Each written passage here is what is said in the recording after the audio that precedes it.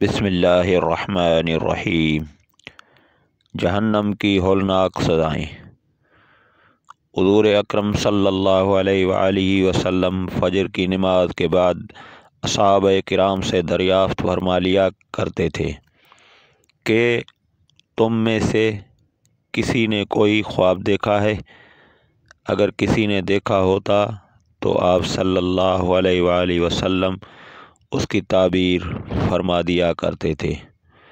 چنانچہ ایک مرتبہ جب آپ صلی اللہ علیہ وآلہ وسلم نے صحابہ کرام رضی اللہ تعالی عنہ سے دریافت فرمایا اور کسی نے بھی خواب کا تذکرہ نہ کیا تو حضور اقدس صلی اللہ علیہ وآلہ وسلم نے ارشاد فرمایا کہ آج میں نے ایک خواب دیکھا ہے کہ دو آدمی میرے پاس آئے ہیں جو میرا ہاتھ پکڑ کر مجھ کو ایک مقدس سرزمین کی طرف لے کر چلے گئے۔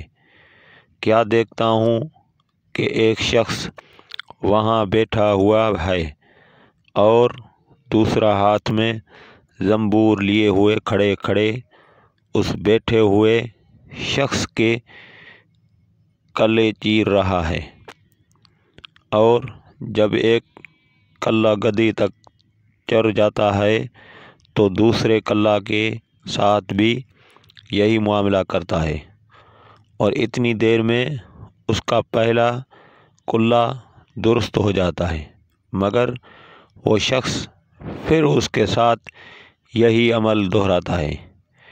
یہ دیکھ کر میں نے دریافت کیا آخر یہ کیا بات ہے؟ تو وہ دونوں کہنے لگے آگے چلیے۔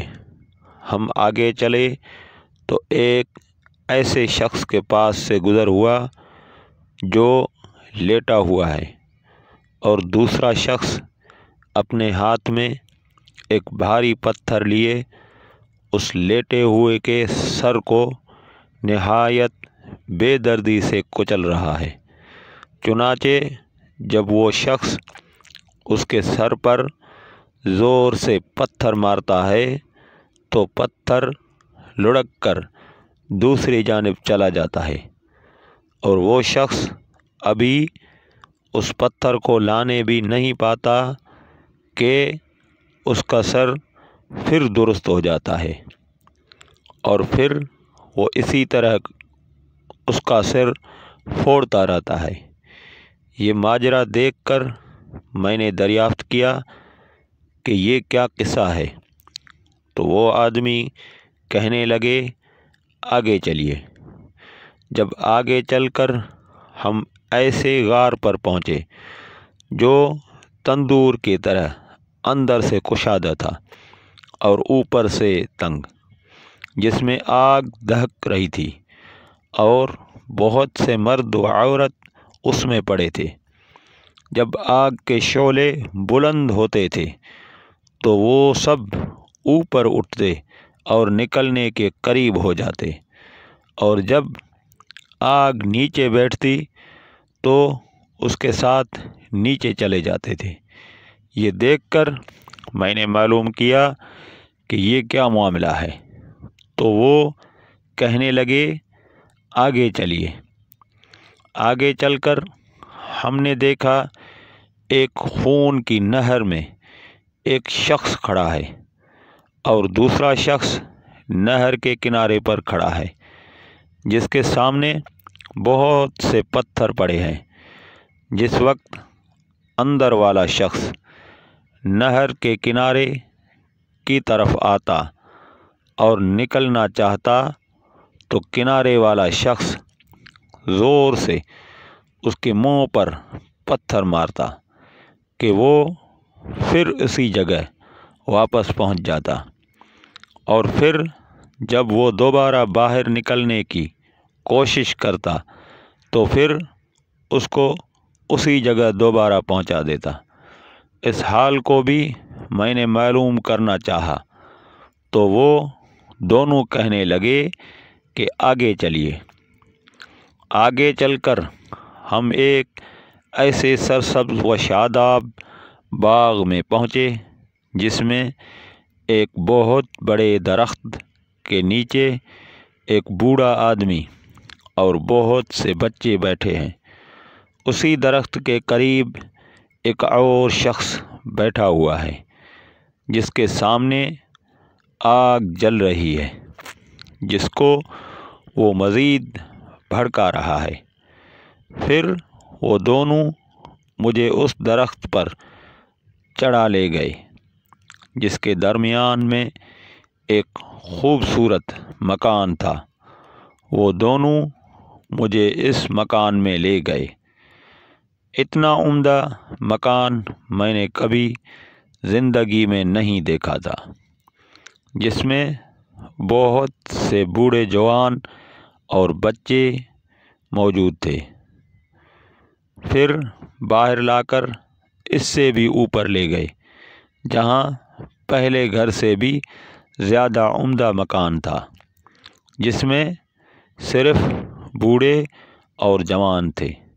اب میں نے ان دونوں سے کہا، تمام رات مجھے لیے پھرتے رہے ہو، آخر ان اسرار کے حقائق سے بھی تو آگاہ کرو۔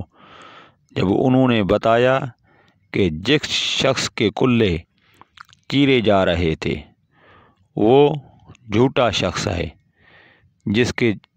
جس کی جھوٹی باتیں دنیا میں مشہور ہو جاتی تھی، قیامت تک وہ اسی سزا میں مبتلا رہے گا، اور جس کا سر پھوڑا جا رہا تھا وہ ایسا شخص ہے جس کو اللہ تبارک و تعالی نے علم قرآن عطا فرمایا، مگر رات کو غافل ہو کر سوتا رہا تھا اور دن کو اس پر عمل نہ کرتا تھا۔ قیامت تک وہ اس عذاب میں مبتلا رہے گا، اور آگ کے غارے میں زناکار پڑے ہیں اور خون کی نہر میں سود خور ہیں۔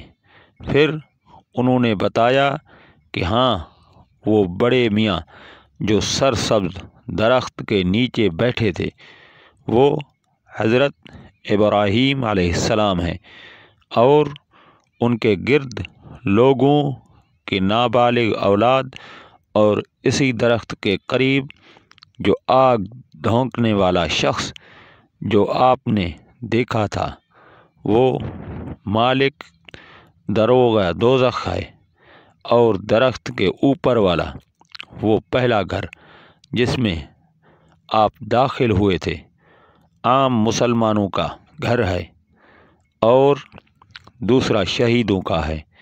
پھر فرمانے لگے، ہم دونوں آدمیوں میں سے میں جبرائیل ہوں اور یہ میکائیل ہیں۔ اس کے بعد کہنے لگے، ذرا سر اوپر اٹھائے۔ میں نے سر اٹھا کر دیکھا تو میرے اوپر سفید بادل مجھے نظر آیا۔ وہ کہنے لگے، یہ آپ کا گھر ہے۔ اس پر میں نے کہا، تو مجھے چھوڑو، میں اپنے گھر میں داخل ہو جاؤں۔ اس پر انہوں نے کہا، نہیں، ابھی آپ کی عمر پوری نہیں ہوئی، اگر آپ کی عمر پوری ہو چکی ہوتی تو آپ ابھی چلے جاتے۔ ملتے ہیں اگلی ویڈیو میں، تب تک کے لیے اللہ حافظ۔ السلام علیکم ورحمۃ اللہ وبرکاتہ۔